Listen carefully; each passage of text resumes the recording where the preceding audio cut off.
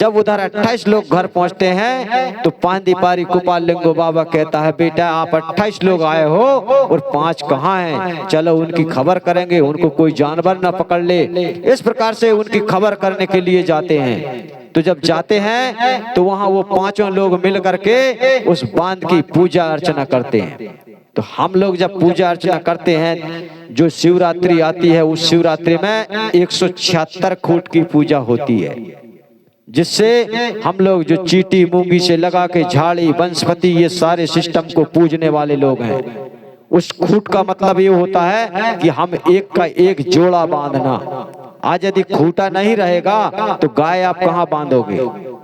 तो इसलिए उस खूंट की पूजा करने वाले लोग हम लोग इस प्रकार से ये 5 लोगों ने मिलकर के 176 खूंट की पूजा किया कि ताकि ये चीटी मूंगी से लगा के ये हमारे बांध को कोई खिसलाए नहीं। इसी प्रकार से क्या होता है, जब शिक्षा दीक्षा देने की बारी आती है तो उस समय पांदीपारी कुपाल लिंगो बाबा ने कहा बेटा एक काम करिए, आप लोग स्नान करके आइए, इसके बाद मैं आपको शिक्षा दीक्षा दूंगा। जब शिक्षा दीक्षा देने की बारी आती है तो ये नदी नहाने के लिए जाते हैं और इनको रास्ते में अकोने का पौधा मिलता है और उस अकोने के पौधे में जो फूल फूला था उसमें एक भंवरा मर्रा रहा था। क्या मर्रा रहा था? भंवरा। और उस भंवरे की आवाज को सुनते हुए ये 33 करोड़ देवता एक की एक हाथ पकड़ लेते हैं और उस अकोने के पौधे के आसपास घूमने लगते हैं, रू रू रू रू रू रू रू रू रू रू रू रू करके। तो ये 33 करोड़ देवता उस पौधे के आसपास नाचने लगते हैं रू रू करके। इसी प्रकार से ये नदी नहाने नहीं पहुंच पाते, वहां से वापस आ जाते हैं पांदीपारी कुपाल लिंगो बाबा के पास। जब कुपार बाबा ने कहा बेटा तुमको पानी नहीं मिला, तो इस प्रकार से कुपार बाबा को बीच में खड़े कर लेते हैं और उसी समय ये रू रू रू रू करके एक एक हाथ पकड़ के घूमने लगते हैं।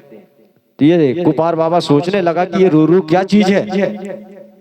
तो क्योंकि उस समय हम लोग ये बोली भाषा नहीं जानते थे, हम लोग जंगल में रहते थे, वनवासी थे, कच्चा मांस खाया करते थे, कंदमूल फल खाया करते थे, नंगे उघाड़े रहते थे, खोखाइयों में रहते थे, घर बनाकर नहीं रहते थे।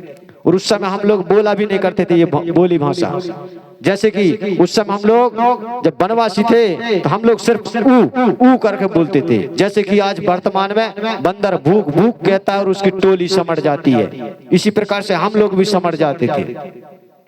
और उस भंवरे के माध्यम से ये पांदीपारी कुपाल लिंगो बाबा ने ये बोली भाषा का ज्ञान निकाला।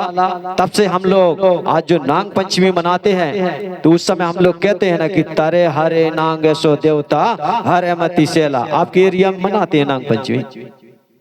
मनाते हैं ना? सूपा को फन बनाते हैं, बाहरी को पूंछ बनाते हैं ना, है ना? तो इसी प्रकार से जब हम बड़ा देव की पूजा करते हैं ना, उस समय हम लोग चाहे 6 वाले हों चाहे 7 वाले, तो हम लोग 5 कंकड़ रखते हैं। कितने कंकड़? 5 कंकड़ चौक पूर करके।